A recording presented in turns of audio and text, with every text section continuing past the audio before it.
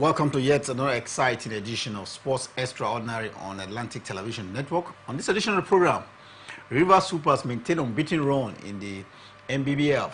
Meanwhile, coming in from tennis, Alexander Zverev sealed the Paris Masters semi-final spot. In football, Neymar Hendrick excluded from Brazil World Cup qualifiers. Details of these and many more will light up your weekend here on Atlantic Television Network. Stay with us.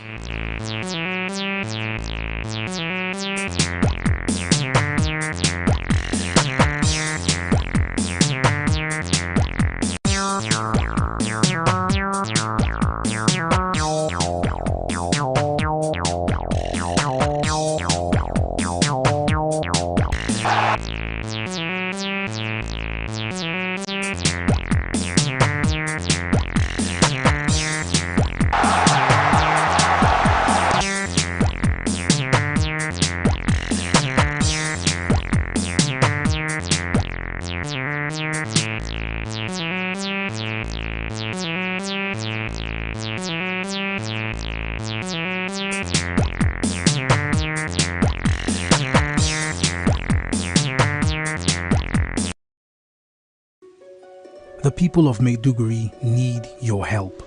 A catastrophic flood has engulfed the city.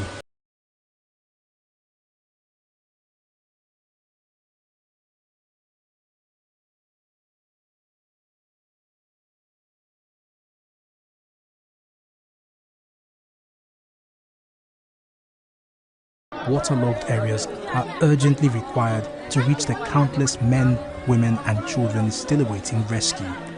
The Nigerian media is issuing a desperate plea to the government, humanitarian organizations.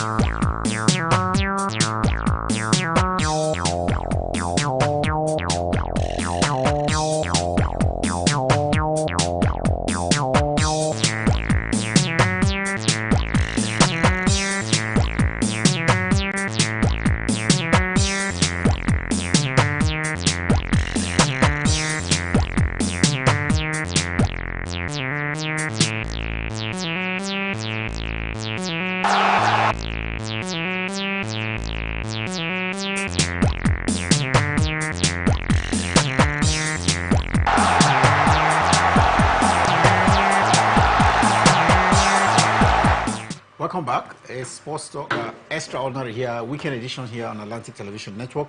And of course, we did mention to you that River Supers have entered into an unbeaten run after 6 games at the ongoing Atlantic Conference Nigerian Basketball League action. Kingsley 2024-2025 basketball season, River Supers, alongside some other top sides in the Atlantic Conference, Kwara Falcons, they of course had some other all 6 games in double-digit margins between them and the 5 other teams that are in the group. Yeah, it's been an impressive ride, for River Supers, right from the first game where we saw them, of course, outclassing the likes of Yole Warriors, came back, were able to beat Comets and as well Lagos Legends, and then coming down, of course, to play Kwara Falcons. Really been an impressive ride, of course, for them. You take a look at the way they've been so fantastic at classing these teams, with a very high margin. So I think the last minute has 14 points. We saw the same of Daramola with 12 points and 2 other players as well scoring.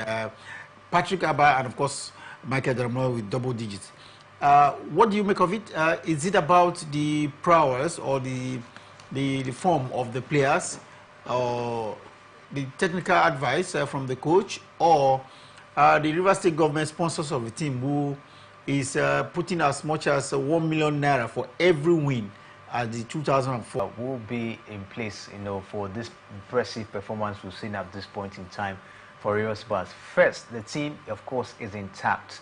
They have the best of players on ground. And don't forget, even before they embark on this, basketball league this season, they also actually recruited, some players as well to boost the strength of the team. And that's what, of course, I was seeing so far. Secondly, the coach of the side, Ogo Odaudu, is an experienced boy. Didn't do well, but you could see that there were a lot of potentials in Kwara Falcons. They were looking very much optimistic, but this time they've actually dropped drastically. Take a look at the way they were beaten, by Rivers Hoopers. Not even look like a team that has even won the league, before. And I think for me, I will blame the inconsistency for the league, because it has one way or the other affected these teams, not to be that top notch.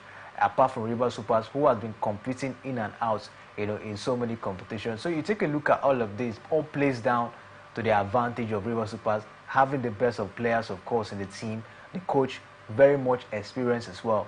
And as well, the support from the state government. All of these things put together has been the reason for the high level of motivation we're seeing for the players and as well as the coach and the entire Rivers Hoopers team. And I tell you, with this level of mentality, it will be difficult for any team to take down Rivers Hoopers in this competition. Rivers Hoopers, difficult side to beat. Of course, they were twice at the Basketball League Africa.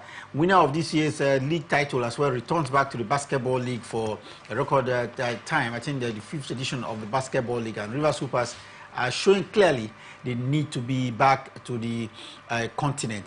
We've never seen Nigerian basketball team score 100 points. But in this 6-game play so far, they've scored twice of 100, and that shows the quality of Rivers Hoopers. Let's hope that they will continue in the way they are going. This is the Atlantic Conference. The Savannah Conference doesn't seem to be giving us as many points as we are seeing so far at the Atlantic Conference. Yes, it doesn't seem to be giving us, as many points we're seeing so far in the Atlantic Conference, because of the fact that the teams are not really top-notch. The players are not really top-notch. Like I mentioned, the inconsistency in the Nigerian Basketball League has really brought a lot of setback to the basketball teams we have in the country. Difficult, so far so good. It's difficult for we to see some of those teams, putting up to 100 points, in a game, and that is so abysmal. That is, what we shouldn't even expect to see. But that's what we're seeing, at this point in time. That should tell you how these teams they have dropped in terms of performance. And for me, it's as a result of the inconsistency we're having in the Basketball League down here in Nigeria, where the teams and the players do not compete in and out of competition. They will definitely drop, and that's why we're seeing some of these teams not posing the necessary performance they are supposed to pose at this point in time. For me, I think it's a setback for us that it is only Rivers Hoopers that is even helping the Basketball League down here in Nigeria when it has to do with the continental level. Apart from Rivers Hoopers, and then other teams, do not really pose that strength of challenging other teams in the continent. And for me, I think Musa Kida really have to look at it. There should be a consistent basketball league in the country. And with that, I tell you, some of these teams will step up because they will understand that, yes, the basketball league down here in Nigeria is not serious. And you see the competition will come, because it's looking like Rivers Hoopers is having it very rosy. No, the competition, not really much. Seeing them at classing opponents with about 100 points, in a game. So for me, I think why we're not seeing the other team in the other conference performing at that of what we're seeing from Rivers Hoopers is as a result of the inconsistency. And I think going forward, the league body should look at it and try to see how to strengthen the league going forward. Nigerian Basketball Federation has a lot to do to ensuring that it's not only Rivers Hoopers that have some level of class. We need to see the other teams compete very well, scoring 100 points twice in games, and we've not seen this remarkable performance so far from the other teams. We need to see high level of competition in the basketball league in Africa. Time for us now to take a look at our main focus for this weekend. And Kingsley, the National Sports Commission has returned back to driving sports here in Nigeria. Of course, you're aware of the abolishment of the Federal Ministry of Sports and Youth and Sports Development. Following the shuffle of cabinet, the president of the country did reinstated the National Sports Commission. This is coming after there has been a couple of, let's say, the ban, the sack, the reinstate. This is about the third time we're having the National Sports Commission as the agency that will drive sports here in Nigeria. Incidentally, they will have Shehu Diko as the new henchman of the National Sports Commission. And he's come out to say that sports now in Nigeria going forward will have a new vision. He talked about the vision of sports development, domestic sports development, as compared to winning laurels, which we were so used to in the past. Every time we talk about sports, everybody, the mindset had been to win laurels, to win. But the Diko, under his leadership of the National Sports Commission, has come up to say that we have to change that mindset of just wanting to win and go back to development of sports domestically through 3 plans. First, he's talked about having proper legal framework, infrastructure put in place, of course, and he's talked about with a proper legal framework and regulations for sports. He's gone further to say the second area would be development of those infrastructures, domestic infrastructures, facilities that is to be used by sportsmen and women generally. And he went as further to talk about if those legal framework rules and regulations are in place, the facilities are developed, it's cocksure that laurels teams, Nigerian teams in the various sports will begin to win at competitions. And so this is his focus for his tenure as chairman of the National Sports Commission. First, I'd like to ask you, do you think it's a wise decision to abolish the Federal Ministry of Youth and Sports and go back to the National Sports Commission? And interestingly, Shehu Diko was the man who put up the National Sports Commission Act as a sports consultant to the National Assembly a couple of years ago, about 8 years ago, or it's about 16 years ago or thereabout. So what do you make of the new direction of sports here in Nigeria? Yeah, for me, it's actually a huge one. Taking a look at the shape now, sport has now gotten taken at this point in time in the country. First, was it a good decision to scrap the sport ministry at this moment? For me, I think wasn't a good decision. I don't think, because you take a look at the National Sport Commission and the sport ministry, is there any much difference in terms of discharging of responsibilities? Yeah, if you ask me, yes, there could be the difference, because the Sports Commission is made up of the various sporting federations, and those federations are supposed to be peopled or manned by technocrats, people who have knowledge of sports, cognitive knowledge, as compared to the Sports Ministry, who is basically manned by administrators. I think for me, if you take a look at it, yes, it's a good one, at this point in time. But at the end of the day, based on the mission, based on the objective now for the sports, the National Sport Commission, will those who knows what it takes to manage sports here, would they be actually being stated at the end of the day? Because at the end of the day, one thing we normally see in this country, that we say one thing and at the end of the day we don't do it. No, but if I have to cut you at that point, Diko, the new henchman of the National Sports Commission, have said that he will, ensure that the various sporting federations are actually manned by those who have relevant knowledge, people who are professionals, sports professionals, and that is the only way, the sports or the various federations can develop, and as compared to maybe just having administrators. Yes, we know most of them have came in through election, but some of them, if you look at their profiles, they shouldn't be. So he is saying that going forward, he will as well look at those who run the federations and to ensure that they are qualified personnel to run in the federations. It's a good decision for me. We just hope that all of this that have been put in place will be implemented, just like he have said. Because sometimes sometimes we normally see these things at the end of the day, we don't see the proper implementation of it. But we hope that Shehu Diko is one man who has a huge level of experience when it has to do with sports down here in Nigeria. And I believe with him being at the helm of affairs, all of this of course will be implemented. So the National Sport Commission of course is here and is upon us. There's nothing of course we can do at this point in time. We just hope that Shehu Diko will be able to implement it. But I'm afraid of the time frame he has. Will he be able to implement this within the time frame that's actually been stipulated at this point in time for him to cover up all this thing? 1 year is gone in note. sports. Maybe he has another 3 years, given that he is not fired by his employer, which is the president of the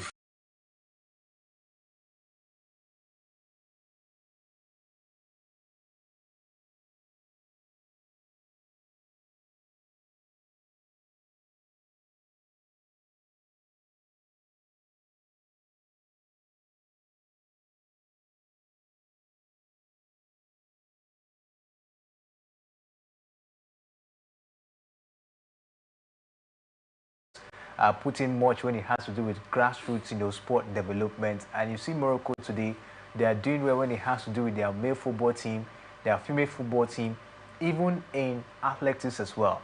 Morocco are also up there. So for me, with this that we have actually come up with at this point in time in Nigeria, we just hope that Shehu Diko, with his level of idea, with his ideas and experience so far in sport, will be able to implement this, maybe at least, even not 100%, but at least grassroots developments, the development of sporting infrastructure in the country. That will go a long way. You take a look at the sporting infrastructures we have in the country, so dilapidated that we can't even train our athletes down here, ahead of the Olympic Games. So if he can come up with that mantra and see what he can be able to do to implement it before, the time that's been given to him, yeah, talking about the facilities and infrastructure.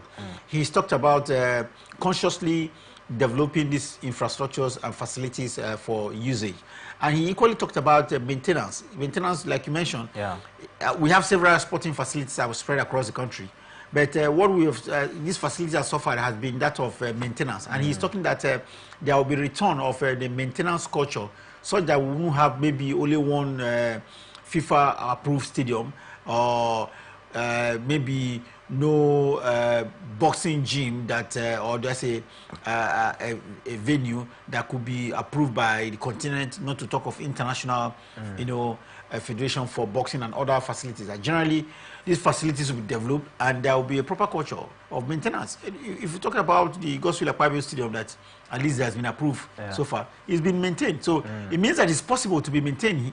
Facilities in Nigeria is possible to be maintained, but it has had to do with the fact that administrators have not imbibed that culture of maintenance. Yes, we've not imbibed the culture of maintenance. One, we talk about the Godswill Akpabio International Stadium being maintained. That stadium, from what the report I got, is the fact that it was actually handed by a particular company to take over the maintenance of that stadium, and they've been there all over the world. That's what happens, and we should have agencies of companies that are in charge of maintenance. So sometimes I wonder, why is it that we've not imbibed this for a very long time? Maybe because the administrators or those who have been in the helms of affairs do not have that in the back of our mind, and so they don't drive it down. Let's hope that Shehu Diko, one man who has been around sports for as many as 4 decades or thereabout, who should know, and especially the fact that he is pride himself as one who developed the National Sports Commission bill that led to the act being passed by the National Assembly and now being followed by the Tinubu-led administration here in Nigeria. We hope that it will be one big area that what his name now, Shehu Diko has been taxed on, has been that of funding. If you look at it, he is coming with a background of sports consultancy from football. Remember, he was able to raise money, that led to the. That's when it has to do with basketball. But with the way we've gone about in managing basketball has been the reason why brands do not really want to associate, with the NBBF, when it has to do with, sponsorship, and all of that. Handball Federation is also one of them, and the Cricket Federation is also one of the viable, federation we have, in the country. You can't talk about it. Then you talk about the Athletic Federation of Nigeria, where you have a lot of stars like the Toby Amusan, Favour Philly. These are federations that can possibly turn our economy. So I believe if Shehu Diko can maybe bring up his marketing prowess and see how to strengthen this federation, just like he has mentioned, put up those facilities so that we can have athletes train, so that we can have those tournaments being hosted down here where athletes will come and compete. I tell you, in the coming years, if all of this has been implemented, Nigeria will be the hub of sport in Africa, and I tell you, with that, revenue will be generated. So for me, I think if he can make sports a money-spinning venture in the country, it will really go a long way. Here, we do sports as a recreational activity where people will come, gather, compete, play a particular game, will clap and rejoice and go back home. At the end of the day, nothing is coming in. The government is just pumping money, and at the end of the day, we do not generate money from it, domestically or maybe international base as well. But I think if Shehu Dike can come up with this, it will actually go a long way. Take a look at what Benga Elegbele, let's take the MPFL for example. What Benga Elegbele is doing is he has actually shaped the league to the extent that the league is now attracting sponsors to it. So for me, I think with him at the end of affairs, he can also charge the heads or the presidents of those federations to work hand in hand and see how they can generate money in sport down here in Nigeria. For me, I think it's possible. If South Africa can generate money from sports, if Morocco can generate money from sports, we can generate money as well, from sport. Where one of the,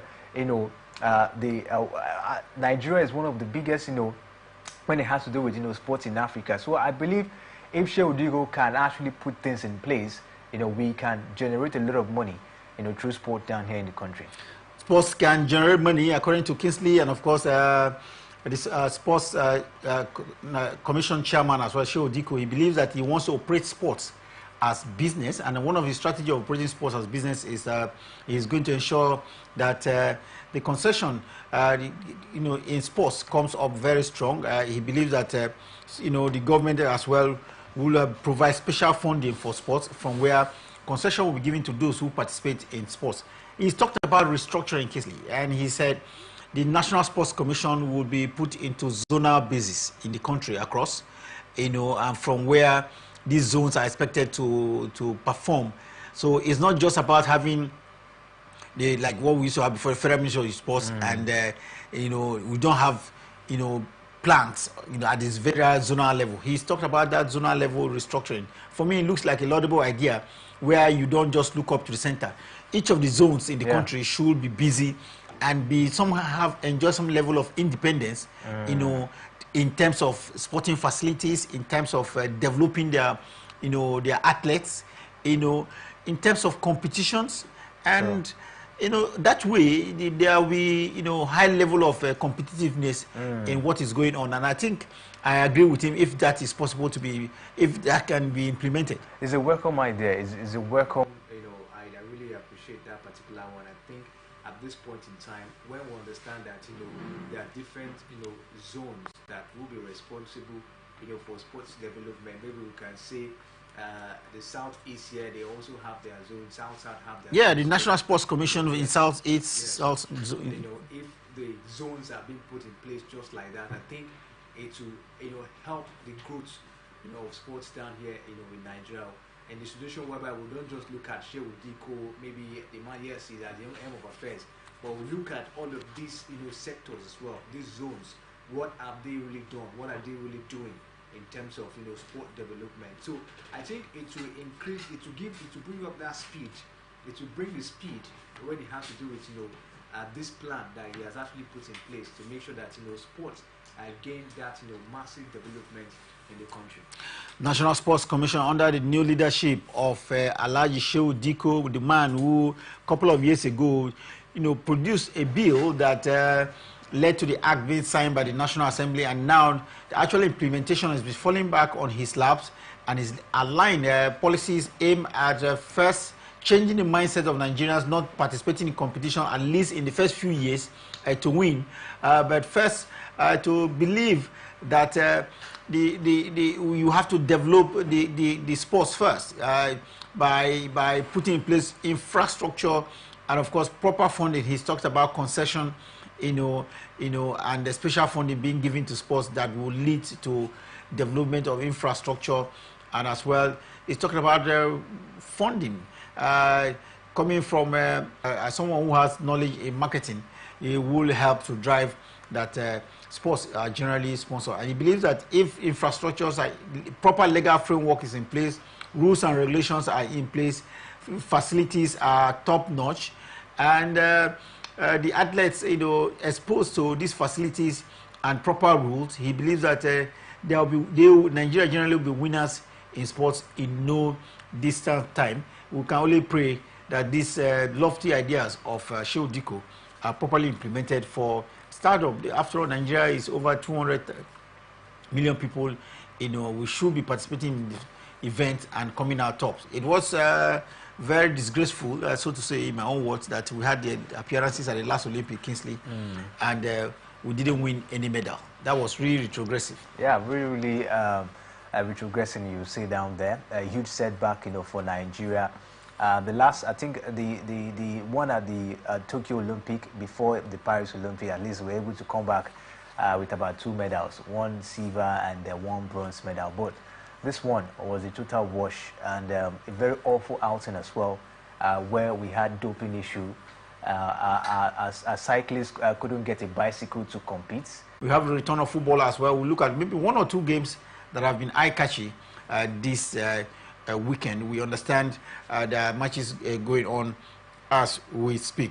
The Super Eagles of Nigeria, Flying Eagles of Nigeria, have some level of features as well that we can take a look at this weekend. Flying Eagles especially, who are champions of the WAFU Zone B, and now gotten the ticket to represent Africa and represent Nigeria at the African Cup of Nations for under 20. When we return for a break, a lot of football stories for you. Hang there with us.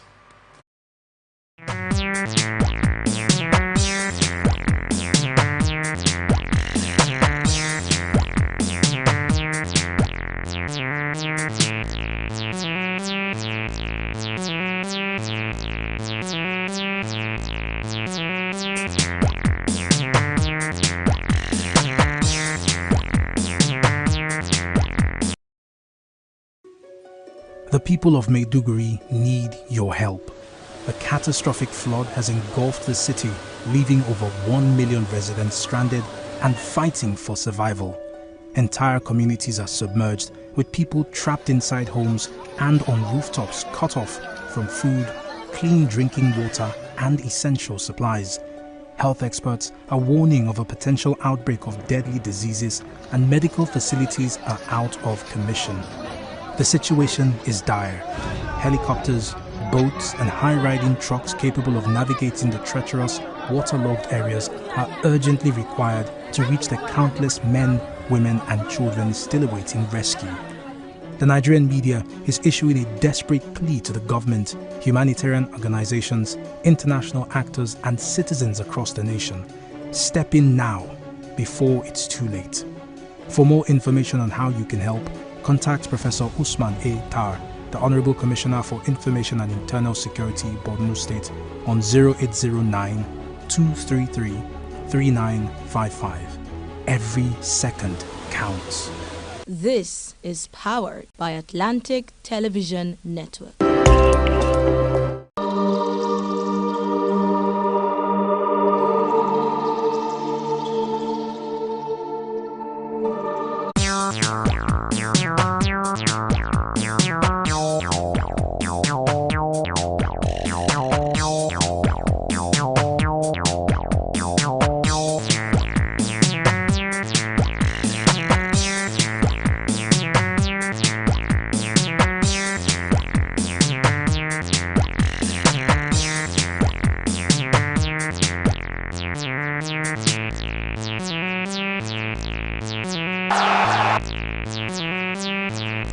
Welcome back. A Sports Extraordinary Weekend edition here on Atlantic Television Network. Of course, weekend, of course, we'll bring you up to speed with the latest happening around the world of sports from the different sports discipline. We talked about how the sports minister, National Sports Commission Chairman, Shehu Diko, has outlined what looks like a 3-point agenda on how to turn around sports here in Nigeria. He says at the end of the day, it will be a sports economy and not just sports for the sake of competition. There will be proper regulations in place. there will be, of course, event for 2024. 8 players, the top 8 players, both for male and female, will compete at the season-ending championship coming up in Milan in just about a few days from now. But first, let's look at the Paris Masters, the 1,000 event. Who is adding that number of points to their ranking and points for ranking in tennis? Yes, I think one man that is making the headline this time around is Alexander Zverev. Put up a very impressive performance, of course, for himself as he defeats Greek Stefanos Tsitsipas, in that encounter we saw in a 5-7, 6-4 victory, straight set victory we saw for the man Alexander Zverev, in that particular encounter. And I tell you, it's a huge one for the man. Taking a look at the fact that, for some seasons now, he has not, and if he doesn't get it, I tell you, I will really blame him, for putting up another level of inconsistency once again, because one thing he's been known for most of the time has been inconsistency. Inconsistency has denied him of so many Grand Slam, and up to now, he's still looking for a Grand Slam title. But talk about the ATP tournaments, yes, he's won a lot, and this, of course, tend to be one of them. He definitely is going to put up that high level of consistency down to the final. You need to be consistent. Like I mentioned earlier, only 8 players, the top 8, will be part of the season-ending championship. Kingsley, down the road, Novak Djokovic had pulled out of the Paris Masters, hopefully to appear, at the season-ending championship.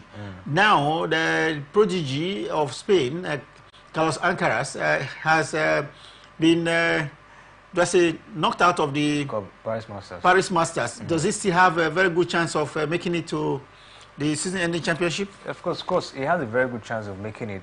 Taking a look at, the number of points he has been able to, amass for himself. And his present ranking as well. His present ranking, so far this year. So I think he's standing in a very good position at this point in time. But will he be able to, live up to expectation as well in this ATP final? Looking at the fact that in his last 3 tournaments, he has been so inconsistent. In fact, since he came back from Paris, Alcaraz has not been himself. We've seen him drop in terms of performance. I don't know if it's as a result of pressure on him not being on a very good form at this point in time. We've seen him being at class, in so many tournaments. But we hope that this ATP final probably will be a morale booster for him to see how, of course, to put up himself very well. He was supposed to have racked up maybe this 1,000 points in this Paris Masters to close up the gap between him and Yannick Sinner. Yannick Sinner has nearly 12,000 points, 11,400 points. And you talked about Carlos Alcaraz, who had about 7,000 points. If he had gotten this one, would at least close up to about 8,000. That would still be a whooping 3,000 points between him and the number 1 player, Yannick Sinner. Zverev, who is presently doing well at the Paris Masters, is number 3 player right now in the world of tennis. Novak Djokovic, number 4. So no matter what happens, will be at the season-ending championship. The man from Russia, Daniil Medvedev, is placed number 5. Then Taylor Fritz from the United States of America is number 6. While we have Rublev, then Ruud. Ruud. Okay. We have Ruud there. Then there's Dimitrov as well as number 9. Then the last player you can see will be Alex Menor from Australia. Do you think this could change by any means? Anybody can just jump into with 3,855 points, and Dimitrov with 3,760 points, as compared to Alex Menor, who has 2,725 points. So it's just about less than 150 points or 120 points between number 8 and number 9, who is Kaspar Ruud and Grigor Dimitrov, respectively. For me, I think for the man, I don't think he has anything to be afraid of. Alex de Minaur has been off there from the Paris Masters, and so I don't think he has the opportunity of racking more points again. So for me, I think Kaspar Ruud, he has nothing to really fear now at this point. So he should just see how to step up his game, maybe in this Paris Masters, and see how to amass, point for himself. And I think with that, he will stand in a very comfortable position in being in that top 8. Well, let's hope that we will see a winner amongst any of these low-ranked players, so that they could increase by 1,000 points at the Paris Masters ongoing in the world of tennis. Now, let's quickly go to football. And Kingsley, talking about football this weekend, the most cheering news for Nigerians is the fact that the Flying Eagles of Nigeria definitely will be in Morocco next year for the AFCON 2025. Courtesy of winning the WAFU Zone B, they beat their counterparts in the final from Ghana, the Black Meteors of Ghana, by 2-1 to qualify for the African Cup of Nations next year, and winning the ticket they also defend the title. They won last time, and right. Of course, it was a very important. Like, they would have buried that game, very early in that particular encounter, but they were missing a lot of chances, and that's why they couldn't get that one. For Victor Boniface, it's been fantastic so far this season for Bayer Leverkusen. He's been scoring in almost all the games, but the game we saw against Stuttgart wasn't really a good day in office, for him. Sometimes it happens, to players like that. We've seen sometimes it happens to Erling Braut Haaland of Manchester City. He goes about 3 games in a row and doesn't even score. So for me, for Victor Boniface, I don't think that should be a very big issue. For the Bayer Leverkusen side, he's very good with his setup, and that's why you see him getting the goals most of the time for Bayer Leverkusen. But I think the Super Eagles is still trying to adjust himself to the African style of football, and as well as the Super Eagles setting as well. Going forward, I believe Victor Boniface, has that chance of scoring a lot of goals for Bayer Leverkusen and even for the Super Eagles of Nigeria. Well, let's hope that Super Eagles striker Victor Boniface will improve on his performances leading up to the fixture between Nigeria and Rwanda on the 18th. But before then, on the 13th of November, we will see them play against the Squirrels of Benin Republic. And of course, Victor Boniface is expected to lead the charge there to deliver for the Nigerian side. Let's look at the latest happening around South America. Kingsley, Brazil, we understand, has dropped star player Neymar, and Hendrick, Real Madrid's player, is one man everybody's thought should be making the Brazilian team list. But so far, we understand he's played just a few games for his club side, Real Madrid, in the La Liga. Is this good for Brazilian national team? No Neymar now, no Hendrick, that looks like the upcoming striker for the team. But for me, yes, I would say yes and no, because for that of Neymar, the last time we saw Neymar play for Brazil was in 2023. That was October 17, 2023. When he got that, job at Al Hilal in Saudi Arabia, he got an injury and has to stay away from football for a year. Neymar didn't play football for almost a year. He just returned 2 weeks ago, and calling him down to the national team, I don't think is that of a good idea, and that's why, of course, he was not invited. But for Hendrick, I feel so sorry for the young man, because down there in Real Madrid, he has not been given that opportunity due to the presence of Kylian Mbappe. Kylian Mbappe, of course, is the one dominating his sports down there in Real Madrid, and that's why the man has not really gotten game time. In the last 4 games Real Madrid played, he wasn't featured, and that's why, of course, he has been dropped at this point in time. And when you don't play regularly in your team, it becomes difficult for you to get called up, for your national team, and that's what Hendrick is supposed to do. He's a young, promising player that if Carlo Ancelotti will give him game time, I think he has the potential to improve. Now we have to wrap up the show with our sports personality for this week, and it couldn't have been any other than Ruben Amorim. Ruben Amorim is the new coach of Manchester United. They are expected to be in action this weekend against Chelsea, but he will not be on the bench as he is trying to ensure that everything is done and dusted with his former club side, Sporting Lisbon, in Portugal. But he will be in charge of Manchester United by next week. Kingsley, 39-year-old Ruben Amorim, the youngest ever coach to be in charge of Manchester United in our history. There's a good one for United, good record as well for Amorim, who has done so well for himself, since he started, coaching, came down to Sporting Lisbon and was able to break a 19-year jinx for them, winning the title for them, after 19 years, and still went ahead, of course, to win another title, making it 2 titles the man has won, of course, for Sporting Lisbon at this point in time. And this is another phase of life, another phase, when it has to do with his career, to Manchester United. it was a job he didn't want to rush, because he actually told his management he'd want to stay at Sporting Lisbon to the end of the season. Then he can think about Manchester United, but they have to force him. They've collected as nearly 12 million. Huge. A lot of money, yes, for the coach. 12 million, pounds paid for coach Ruben Amorim. So I think that's why he decided to. The management told him he has to go, and the man has decided to take up the job.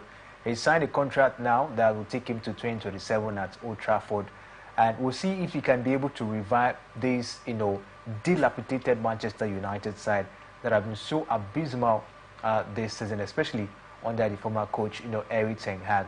We'll see if Amorim will be able to revive the team, because the players look as if they do not have that passion, that interest to play for the team. Of course, Manchester United, they're a very strong side, formidable side when it has to do with football down there in England. But the glory has dropped.